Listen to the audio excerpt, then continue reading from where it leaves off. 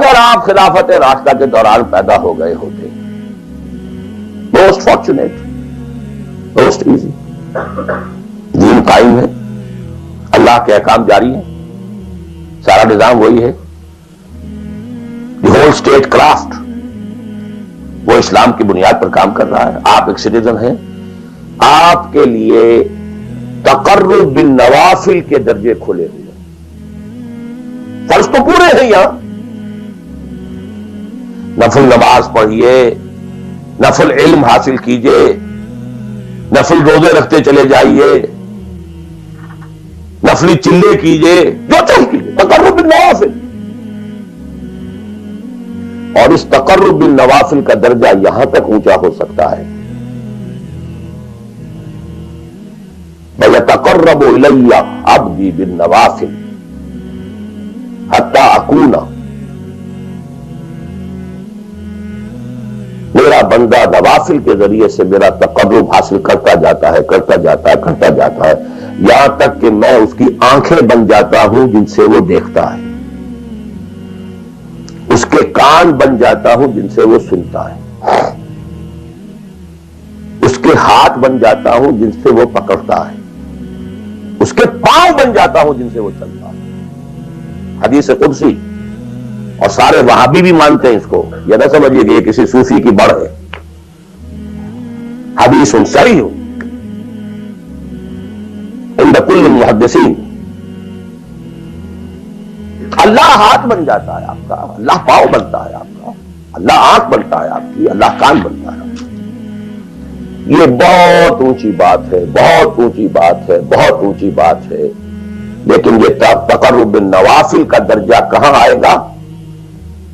جہاں آپ ایک اسلامی نظام کے تحت سانس لے رہے ہیں، جہاں وہ اسلامی نظام نہیں ہے، پہلا فرض تن من دھن اس نظام کو بدلنے کے لیے لگا دینا۔ اگر یہ نہیں ہے تو نماز نہیں ہے، منہ پر دے ماری جائے۔ میں جو کچھ کہہ رہا ہوں علی وجہ البصیرت کہہ رہا ہوں، میری پوری زندگی کے مطالعے کا نچوڑ ہے۔ نماز منہ پر دے ماری جائے، روزے منہ پر دے مارے جائیں، you reconcile yourself to that system جو میری بغاوت کے اوپر مبنی تھا۔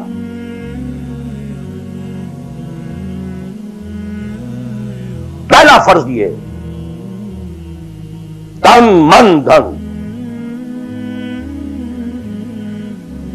You can not reconcile with that system, you can not accept that system.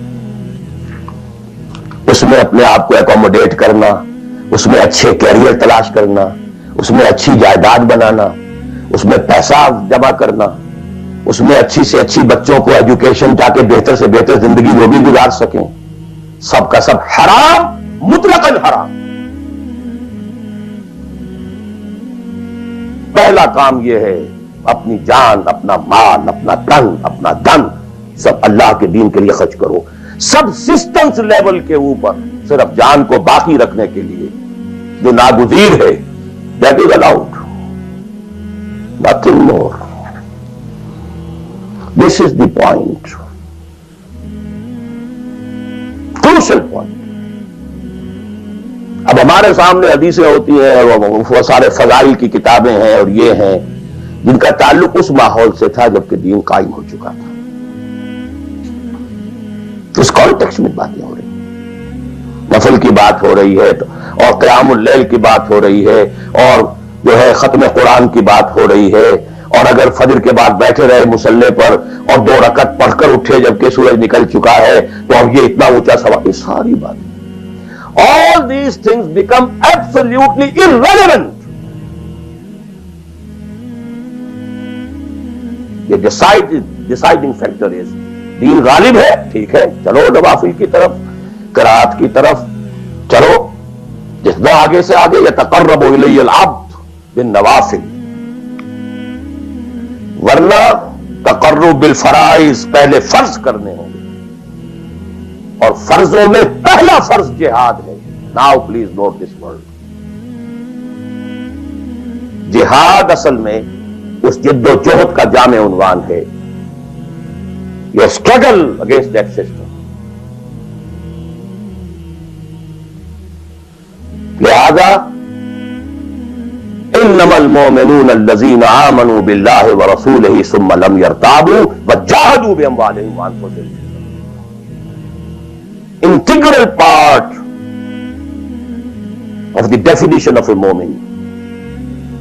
اگر زندگی اس سے خالی ہے یا اتنی ہے وہ جتنی ہو جائے نفل کے درجے میں، اصل وقت اصل دھارا بہ رہا ہے دنیا کی طرف، دنیا کے حصول کے لیے جتنا پھیل سکیں، جتنا پھل سکیں، جتنا پھول سکیں، جتنی جڑیں گہری جما سکیں، جتنا کچھ اولاد کے لیے چھوڑ کر بڑھ سکیں، جتنا اولاد کو زیادہ سے زیادہ دنیا کی سہولتیں دینے حاصل کرنے کے قابل بنا کر جا سکیں، ساری تو توانائیاں اور ساری قوتیں اور ساری صلاحیتیں اور سارے اوقات تو کپے ہوئے اس میں. اچھا آپ کو تھوڑا سا دین کا کام بھی، آخر دھوکہ تو اپنے آپ کو دینا ہی ہے نا.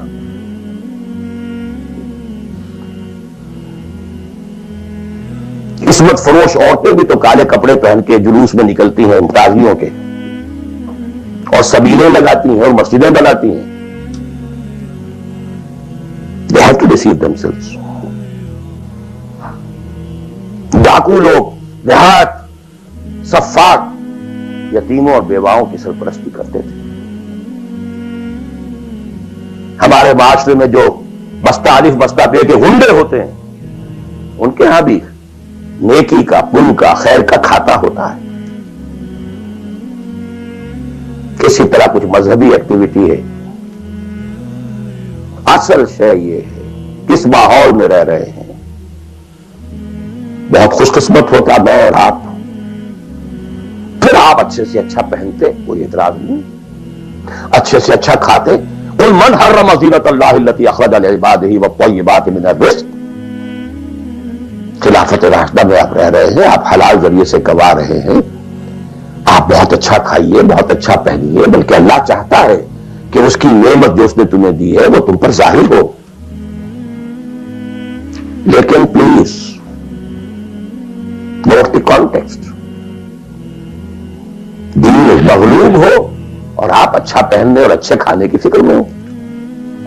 مجھے جملہ یاد آ رہا ہے حضرت ابو بکر کا رضی اللہ تعالی عنہ. تھوڑا سا مسئلہ ہوا تھا کہ لوگوں نے کہا کہ زکوٰۃ ہم دیں گے لیکن زکوٰۃ ریاست کو نہیں دیں گے، اپنے طور پر خرچ کریں گے. حضرت ابو بکر نے فیصلہ کیا ان کے خلاف جنگ کا. حضرت عمر جیسی شخصیت بھی مشورہ دے رہی ہے کہ دیکھیں نہیں، دو فرنٹ پہلے ہم نے کھولے ہوئے ہیں. جیش اسامہ کو بھی آپ نے روکا نہیں کہ جائے، حضور نے تیار کیا تھا.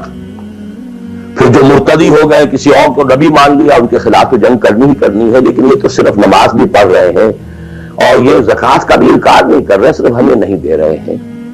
تو ان کے ساتھ ذرا مصلحت کا تقاضا یہ ہے کہ کچھ نرمی کی جائے. یہ بڑے پیارے الفاظ تھے. ایبدل الدین وانا حی، کیا دین میں تغیر کیا جائے گا جبکہ ابھی میں زندہ ہوں؟ خدا کی قسم اگر یہ حضور کے زمانے میں زکوٰۃ کے اونٹوں کے ساتھ ان کے باندھنے والی رسی بھی دیتے تھے، اور اب اگر یہ کہیں گے کہ اونٹ لے جاؤ رسی نہیں دیں گے، تب بھی میں قتال کروں گا، اور خدا کی قسم کوئی میرا ساتھ نہیں دے گا تو میں اکیلا جاؤں. اور اے عمر تمہیں کیا ہو گیا؟ تم جاہلیت میں تو بڑے سخت تھے، اسلام میں آ کر تم نرم ہو گئے ہو.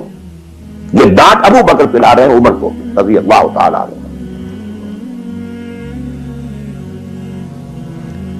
تو اچھی طرح جان لیجیے. اب میں نہیں کہہ سکتا کہ میں کس طریقے سے اس کو بیان کروں، کیسے ٹھوک ٹھوک کر آپ کے ذہنوں میں اتار دوں. یہ ہے اصل شے. دین کا سارا سٹرکچر ہی بالکل ریورس ہو جاتا. The whole value structure absolutely changes. Then غالب ہے تو وہ ساری باتیں ہیں جو ہم نے خوب یاد کی ہوئی ہیں. آخر حقوق والدین بھی تو ہے نا، آخر بچوں کے حقوق بھی تو ہے نا. یہ حقوق والدین جو ہے ان مہاجرین کو یاد نہیں آئے جو اپنے ماں باپ کو چھوڑ کر مدینے پہنچ گئے تھے. یہ اولاد کے حقوق انہیں یاد نہیں آئے، بیویوں کے حقوق یاد نہیں آئے. وہ تو فینیٹسٹ تھے نا، پاگل تھے نا. مدینے کے منافقین نے انہیں سفہا کہا تھا، بے وقوف لوگ ہیں یہ. انہوں کما عامل سفہا، these fools, these fanatics. یہ ساری حدیثیں آپ کو یاد ہیں؟